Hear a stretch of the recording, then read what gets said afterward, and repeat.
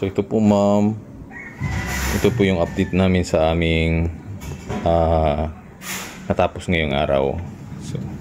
So yan. So lahat po kami hukay po ang ginawa namin. So nagpukay na tayo dito sa yan, sa corner, sa likod talaga. Tapos yun, sa kabila ganun din. Meron lang siyang tubig. Yan, ginagawa namin, nililimas po muna namin yan.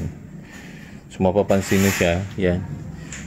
So yan na po, 1 meter by 1 meter po yan. 1 meter yung lapad, 1 meter yung pahaba, then 1 meter din yun siya pailalim, yung lalim ng ating hukay. Same din yun dito. So 1 meter ba yung haba, yung lapad at saka yung lalim. Yan. Sa kabila nga hindi nga siya So ito na yung pinaka niya. Yan. Yung may bakal na yan, hanggang dyan lang yung hukay niya. So malalim pa talaga tayo. Bago namin buhusan to, yan, lilinisin pa namin. Tapos tatanggalin namin yung tubig. Ayan. So malalim po siya. Sa kabila, yan. Yan. Ito, hindi pa siya natapos dahil po nagdiskarga po ng materyales. Nagtulong po yung mga tao. Meron lang siyang butas dyan, pero tatanggalin naman kasi natin to. Then lalagyan natin ng dugtong. Yan. So ito yung clean out. Ito yung dugtong ng ating linya sa linya ng CR. So yan po siya. Sa kabila naman, ito rin. Yan. So nagsisimula din ang hukay dito. Tapos yung yan, mayroong sako na yan sa linya ng tubo. Yan po yung sa downspout natin, sa tubig ulan. Dito, yan. Pansin nyo, konti lang yung aming dahil nagpahakot na rin kami ng panambak. Ito nakausli ang ating mga bakal. Nilabor po ito. Bagong dating lang siya ngayong hapon. Yan. So pinalagpas natin para masarado pa rin natin yung pinto sa likod tsaka sa harap. So pasok tayo. Yung mga natitira namin mga panambak hindi pa nakahakot. Yan. Tapos ito yung ating hollow blocks. Yan. CHB5 yung gamit natin. Yan. CHB po yan. CHB5 lahat yan. Tapos andito po yung ating mga semento. So siniksik talaga namin para po magkaroon kami ng meron po kami pagkahaluan, position ng pagkahaluan. So yan po. Pinagtulungan namin ng yan, kasama ng mga tao kung tumulong dito sa pag-unload ng mga materyales.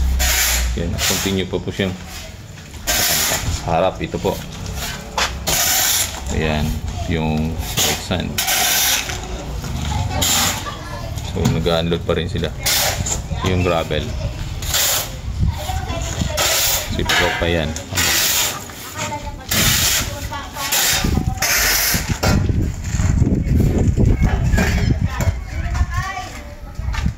So yan po ma'am, yan po, yun po ang aming tapos ngayon.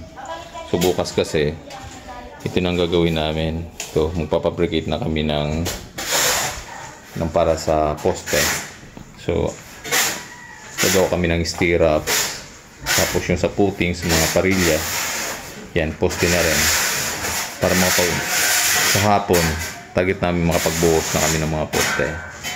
Matatapos namin mahukay yung 4 na butas doon. Tapos makapagbuhos na rin kami ng poste. Tapos proceed na kami para sa gagawin nating tie beam. So yan po. Ito po yung update namin ngayon. Thank you po.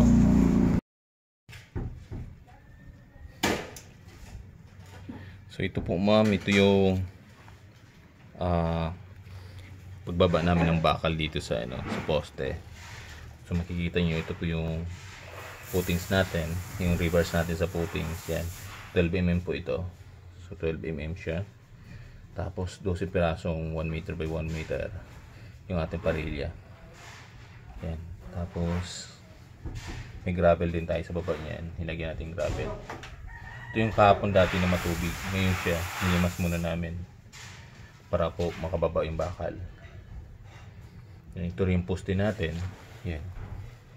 So meron tayong puro lahat po yung 12mm. Ginamit natin poste, bali 6 na 12mm.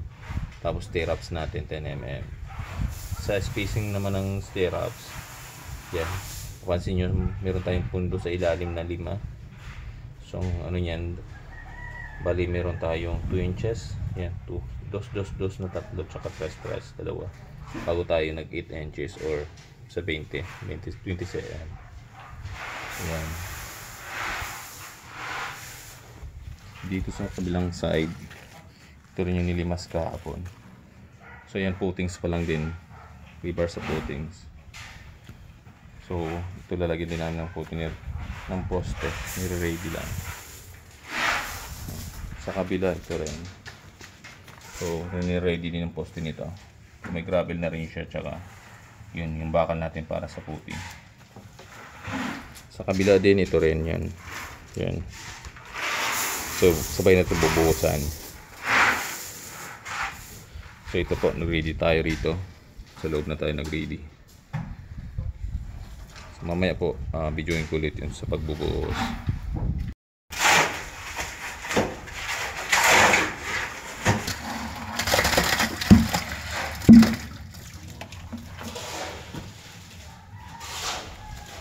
Buhos mo lang.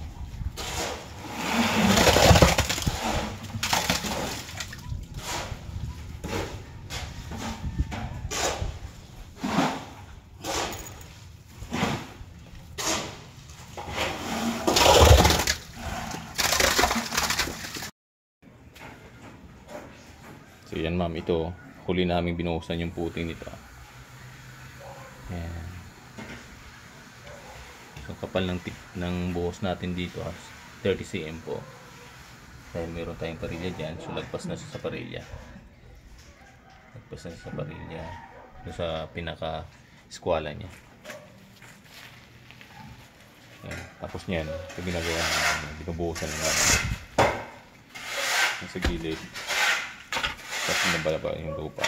Dahil maglalagay tayo ulit dito ng beam. So tie beam tawag yan. Wall putty. Yan. Same thing yung kabila. Ganun din. Kukukain din namin para sa wall putty. Meron pa siya mga halo sa loob.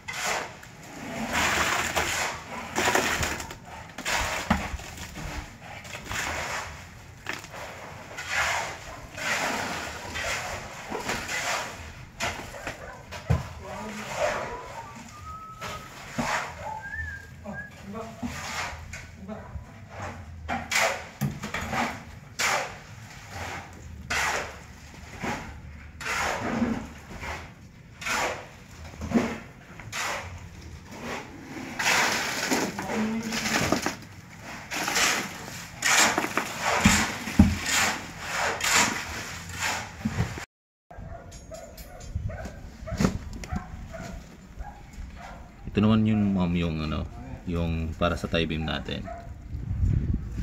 Yan. Gumamit tayo dito 12mm na 4. Tapos yung stirrups natin, yan 10mm pa rin. So ito, tulad nito, yan. Yung beam na yan, pinasok natin doon sa loob ng poste. Yun, sa kabila ganun din. Yan, naka-hook din yan sa dulo. Tapos bubuhusan na natin to dahil ito naging din natin siya ng forma. Ayan. Dito kasi meron ng partial na buhos dahil yung natira kanina. So yun o, sinagad na natin hanggang sa dulo. Same din yan sa kabila.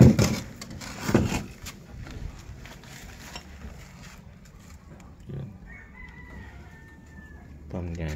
hanggang sa dulo. Yung sa tinatali, yan, doon sa kabila.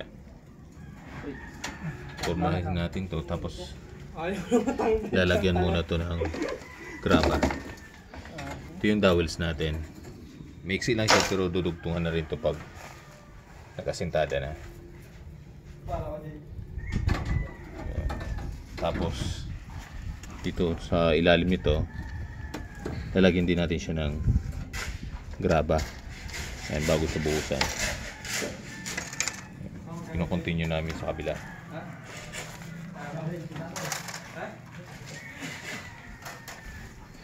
Dito sa isang side. Ayan. Ginagawa pa lang. Ayan. Nakatulog nito, ma'am. Ayan, nakaupo yun sa dulo niyan. Nakakunik siya sa poste. Ayan, katulad doon sa kabila. Ayan. Tapos lalagyan natin ng formas. Ito na yung tie beam.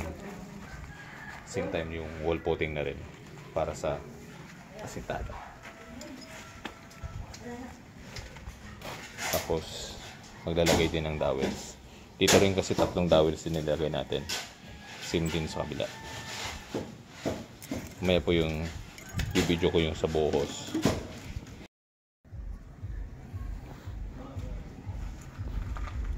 So ito po ma'am, ito yung update namin. Ito yung natapos namin ngayong araw. So 2 days namin ngayon. So ito tapos na itong buhusan. Buhusan yung tie beam. Yan. Yung formas na yan, bukas na lang po namin tatanggalin. So yan po, paikot na siya. Tie beam po siya. Ito na rin yung wall coating. Bukas asintada na rin gagawin namin. Yan. Ito sa poste dito, sa kabila. Padiretso dito sa kabila. Yan. Bukas layout na lang ng para sa asintada. Kukunin namin yung ano, yung level ng dito sa existing. Tapos pantay siya ng slab natin dito sa bago. So yan. So ito, papantayin pa natin. Papantay pa kami ng lupa. So babawasin pa ito dahil mataas pa siya.